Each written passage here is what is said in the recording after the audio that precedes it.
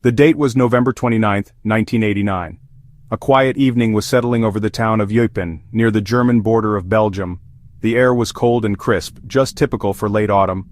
But something was about to disrupt the tranquility of the night. Two gendarmes were on a routine patrol, Heinrich Nicole, Hubert von Montigny. As they drove, their eyes were drawn to the sky, not a familiar aircraft, not a celestial body, something entirely different, hard to explain. A vast, dark, triangular shape hovered above a nearby field. Powerful, bright lights illuminated the ground below, yet it made absolutely no sound. The officers were stunned, trained observers not prone to flights of fancy. They stopped their car and watched. The object was immense, a solid craft. It moved with a slow, deliberate grace, impossible for its size. It wasn't a helicopter, no telltale thumping of rotor blades.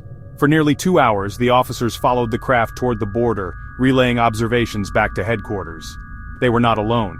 Dozens across the region reported the same phenomenon, flooding police stations with calls about strange, silent triangles. Not an isolated incident, not just a flash-in-the-pan local curiosity. The opening chapter of the Belgian UFO wave, a period of intense, widespread sightings that would baffle a nation for months. Following the initial cluster of sightings in late 1989, the phenomenon did not dissipate. Instead, it escalated. Throughout the winter and into the spring of 1990, reports of the silent triangular craft began pouring in from all corners of Belgium. What started in Eupen spread like wildfire. The sightings were no longer confined to a single region but were occurring nationwide. Small villages, bustling outskirts of Brussels. The sheer number of witnesses was staggering. By the time the wave subsided, it was estimated that thousands had seen the objects. The wave involved an estimated 13,500 witnesses on the ground, with over 2,600 filing detailed written statements. The consistency of the reports was one of the most compelling aspects of the entire affair. People from different walks of life, in different locations at different times, all described the same thing. They saw large, dark, triangular platforms. They mentioned the distinct pattern of lights, 3 bright white lights at the corners, and a central red or orange light that sometimes blinked or pulsed. The low-altitude flight paths and the eerie silence were also common threads in nearly every account. This widespread corroboration made it impossible for authorities or the media to simply dismiss the events as a series of unrelated mistakes. An entire country was looking up, and what they were seeing was both profoundly strange and undeniably real to them. At the heart of the Belgian UFO wave was the object itself. The descriptions from thousands of witnesses were remarkably uniform. They painted a portrait of a craft unlike any known aircraft. The dominant shape was a flat, dark, equilateral triangle, or an isosceles triangle. Witnesses struggled to gauge size. Many compared it to a football field. It appeared as a solid, structured object, a black silhouette against the night sky, often only visible because it blotted out the stars. Not a vague light, a tangible, metallic-seeming platform of immense proportions. 3 brilliant white lights at the triangle's vertices, and a larger reddish-orange light on the underbelly, often pulsing or strobing. Smaller colored lights sometimes ran along the edges, most astonishing, complete and utter silence. They flew at low altitudes, sometimes just a few hundred feet, and hovered for long periods without discernible sound. Witnesses expected the roar of engines when overhead. Instead, nothing. That silence suggested propulsion beyond conventional physics. The triangles could drift slowly, hover motionless. Then, in an instant, accelerate to incredible speeds and vanish. They executed maneuvers impossible for known aircraft, lethal for any human pilot. Silent hovering, instant acceleration, impossible maneuvers. The silent triangles were a true enigma. As the sightings continued and intensified into the spring of 1990, the Belgian Air Force could no longer remain on the sidelines.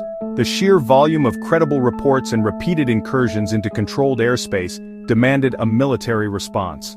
On the night of March 30th to 31st, 1990, the situation reached a critical point. Ground-based radar stations in Glans and Semmerzak, part of NATO's air defense network, began tracking unidentified targets. Gendarmes on the ground reported visual contact. Radar contacts were clear, solid, and moving in ways that defied explanation. The decision was made to scramble fighter jets. 2 F-16 Fighting Falcons were dispatched from Beauvchain Air Base. What followed was a surreal, frustrating cat and mouse in the dark Belgian skies.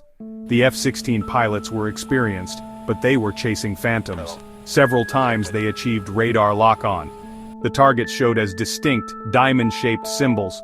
As soon as they locked on, the objects executed impossible maneuvers. They would change speed and change altitude with breathtaking rapidity, dropping from 10,000 feet to just 500 feet in seconds, or accelerating to speeds far exceeding the sound barrier, all without creating a sonic boom. The chase continued for over an hour. The pilots made 9 separate interception attempts. In 3 cases, they locked radars for a few seconds before the targets vanished from the screen and reappeared moments later in a totally different location. In the aftermath, Major General Wilfred de Brouwer held a press conference, released radar data, and admitted they had no explanation for what was encountered. One piece of evidence captured the public imagination more than any other: the Petit Rechin photograph. Taken in April 1990 by a young man named Patrick, the photo appears to show a dark, triangular craft against the evening sky. 3 corner lights and a central red light, the image seemed to match countless eyewitness accounts. However, in 2011 the photographer confessed it was a hoax, a model built from polystyrene foam, painted black and fitted with small lights, made as a prank. Still, the phenomenon wasn't based on one photo but on thousands of witness testimonies, photographs, physical data, and a 2-volume report by SOBEPS. Corroborating testimony from trained observers and detailed instrument data convinced the military that something real and unexplained crossed their airspace. The wave forces us to confront the possibility we are not alone, and that our skies may be visited by technology so advanced it appears as magic. The mystery of the silent triangles endures.